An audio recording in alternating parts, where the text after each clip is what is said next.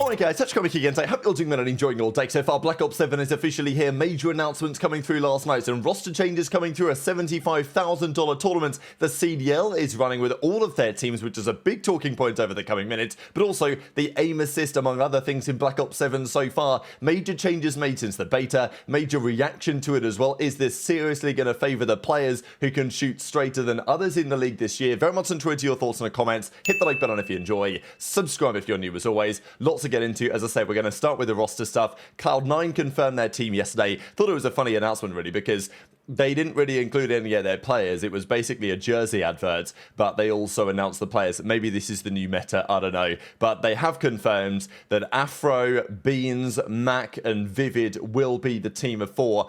Definitely an interesting team, right? Mac and Vivid coming over from Omid at the end of last year. Vivid finds himself on yet another CDL franchise. Hopefully that will stay the same throughout the season. The Afro return to the league, I think, is a pretty big deal. He was phenomenal last year in Black Ops 6. We never got the chance quite to see that. He's probably going to be pretty damn good, I think, at this game as well.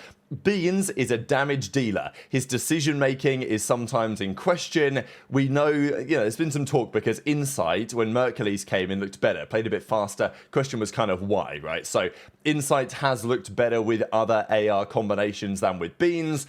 It was understandable that Toronto decided to go a different direction. Beans is gone. ReeaL is in. CleanX is now going to be on the flex for that Toronto team. But I think Beans definitely a CDL caliber level player. Hopefully the sniper is allowed this year. Probably won't be, but if it is, we'll be seeing Beans use that. So definitely can shoot straight, Beans, and that might well be relevant in this game given the aim assist discussion that we're going to have. If Afro can get back to where he was a couple of years ago, I think he can be a pretty sizable slaying force as well. And then Mac likely is going to be alongside him on the SMG. Vivid might be flexing. I don't really mind which way that goes. I actually really liked Mac on the flex, certainly when he did it back in Modern Warfare 19, for example. But Beans on the main... Look, it's a quick team. I think that's... Of the teams that are not considered to be top 8, I'd say that Cloud9 are in the mix with the Ravens, obviously, the G2 Minnesota team, and that new Surge roster has been considered 9th through 12th somewhere. The reason why I think this team has a bit more potential is just because they've got a load of pace, and I do think that the composition makes a little bit more sense than some of their other rivals. Difficult to expect any great things out of this roster, but pretty excited to see how they get on nonetheless. The other thing that was confirmed yesterday were Heretics. So they confirmed their roster finally. They confirmed Traixx was coming in instead of ReeaL a while ago. We had all that drama in the off-season with ReeaL going to Toronto and eBay getting involved and all this. But Super was always going to stay. RenkoR was at times linked with FaZe, but that never went anywhere. Presumably they were not going to let him go for basically any amount of money. So Super and RenkoR to stay. MettalZ is officially coming back as well. That was the final confirmation piece that we needed, and now we've got it. So what will they do this year? Because last year with ReeaL, they were very impressive for a large part of the season. Can they keep up that level, I think, is a question, right? Can RenkoR and Super do it again on a different game? I think very talented players, but also, RenkoR especially, and even Super to a degree, had phenomenal seasons last year. So backing that up is going to be a challenge. I think Traixx coming in is definitely exciting. I think they'll still continue to be a threat, this team. We'll see how much of a threat in time. Now, Ravens confirmed their team the other day, but Space Station Gaming came out last night with this and said tomorrow, as in today, Black Ops 7 with the Space Station thing in the background. So it looks like they are going to have a team for this game. So is it going to be, we're taking over Ravens after all, as we thought that they might? No, well, maybe, I don't know, but in more likelihood, I suppose it's going to be a Challengers team, right? That would be the reasonable assumption, because I don't think that Space Station would be very happy about what Ravens have built if they were going to go and take over the team now, somewhat later than we initially expected. It's more plausible that they might field a Challengers roster, and this will be interesting, especially if they go and get a couple of the Halo guys. That would be what I would expect them to do, to be honest, given the circumstances, given that there's some Halo players coming over, but there were some questions as to whether they actually will all move over as we expected, or whether they can get the teams that they wanted. But we know what some of the COD pros, or let's say top amateurs, will be like. If you're coming over from Halo, you've got no experience playing COD, you've got no pro points, you're also pretty talented, you could be a risk at some, but like you could be a threat to get in the league instead of them.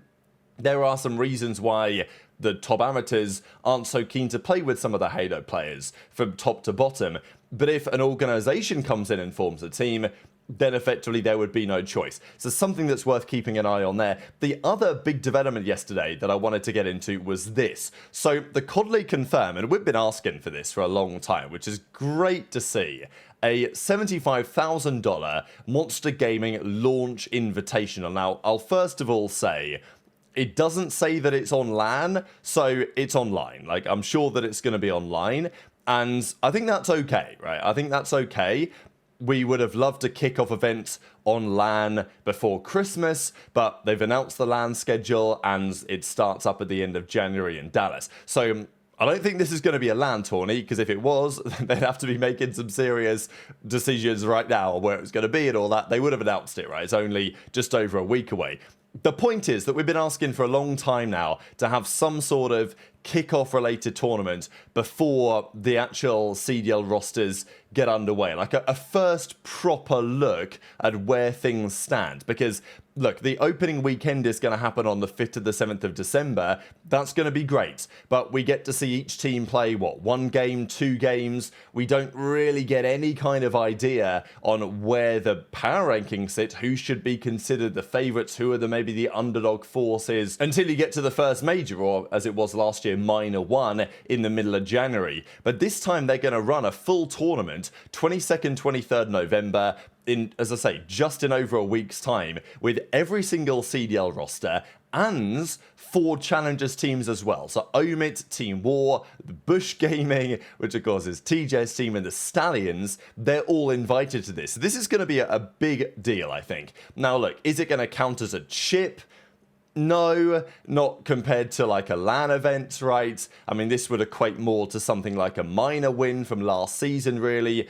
An online championship. Also, it's very, very early days, so it's got to be taken with a significant grain of salt. But I do think this is an excellent development that the league is going down to run these type of invitational tournaments, because I remember back in Black Ops 4, that game came out earlier than this one did, but there were 2Ks, there were CMG Pro Downs they used to run for $2,000, $5,000, $10,000. Those tournaments with the full rosters, because back then the CDL didn't mandate to say, oh, well, if it's not our tournament, you can't show the full teams before the opening weekend. And I understand that rule, but it has frustrated some trying to run their own tournaments over the last couple of off seasons. So now it's good that the CDL are saying, okay, fair enough, if we're not going to allow you to run tournaments with the full teams, we're going to do it instead.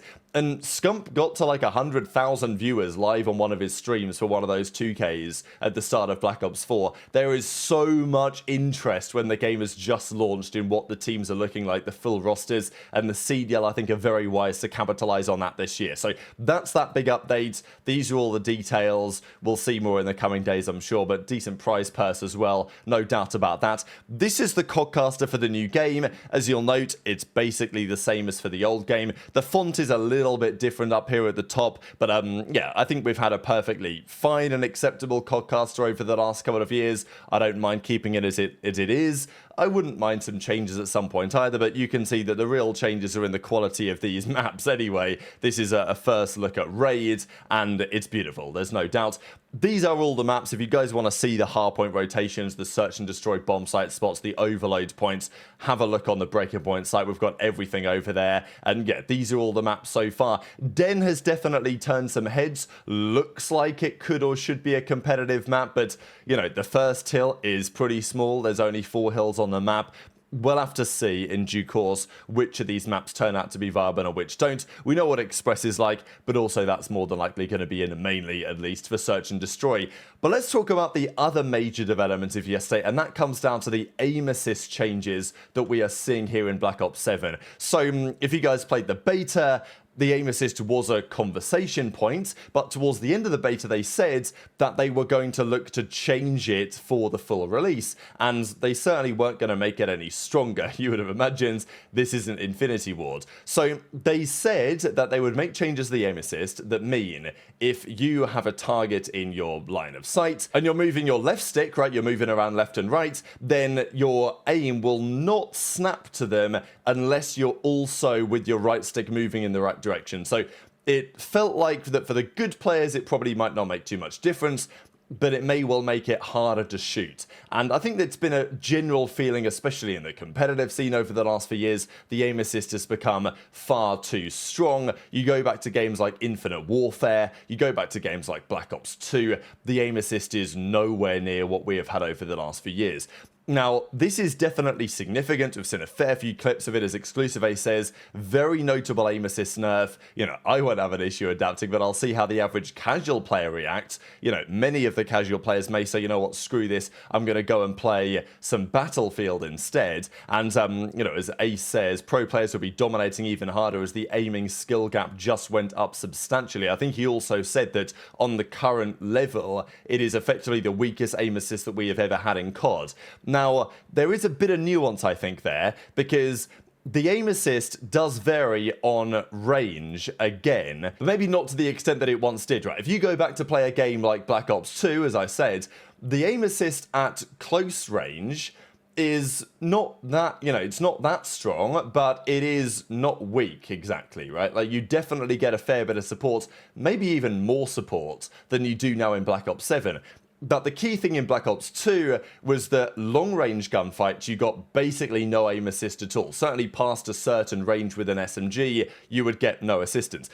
Whereas in this game, it actually almost looks like it's the close-range aim assist which is more problematic, and it's the longer-range stuff which it does seem to help you a little bit more. So I do wonder what that means for the different players, right? Because if you're an AR, some of the longer-range gunfights might not be too different. It's actually going to be the close range gunfights where that's more challenging. Maybe that favors players with some higher sense. They can actually snap and hold targets close range, or maybe it favors the other way because the higher sense you have with lower aim assist, the more challenging it gets. The point is that the aim assist is pretty weak, and Shotzzy gave his thoughts on it as well. Now, look, I know that there's been lots of feedback to say once you've played a few maps, once you've kind of got used to it a little bit, you kind of stop feeling it, right? You stop feeling the major difference and you'll get used to it, but it's still definitely a relevant factor here in BO7. And in terms of skill gap, now, as I say, have they done the right thing with aim assist? Because for me, if I was going to nerf aim assist, I would take it back to the Black Ops 2 way and say, if you've got an SMG, past this range, you get no aim assist at all. It was kind of a similar thing in Black Ops 3, really. I mean, again, I'm talking about Black Ops 3, but you know what it's like on this channel. If you're trying to map someone with a VMP, you will get some aim assist, but good luck, right? Like, you'll get more assistance close range than you will long range, and that means that the ARs have the advantage in those longer range gunfights, whereas nowadays we know that the SMGs can just beam everyone. So if I was going to change aim assist, that's probably what I would have looked to have done first, but just in general, reducing the strength of it is probably a good thing for the competitiveness, right? Like, we are going to see a very competitive game this year on the pro level. He's like insane, bro. Like, in a bad way. That was good, bro. What you mean it's bad? What you mean, eh? I feel like I have no aim assist. I'm not even trolling. It's good, bro. We gotta aim again. W. It definitely is good. This left stick shit was getting out of hand. I can't lie.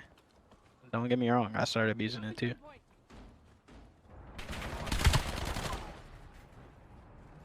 There. NA absolute in there. Another one out of there. That one. I just got shit Did on you kill that. the I swear to God. I should have.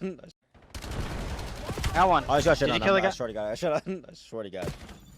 Where? So do you think we will finally get a proper skill gap between the pro players in aiming again? For the last several years, the discussion has been, yeah, well, Dashy shoots pretty straight, Scrap shoots pretty straight, etc. But the skill gap has not been super noticeable at the pro level like it used to be in, let's say, a game like Infinite Warfare, when the aim assist was notably weaker back in 2017.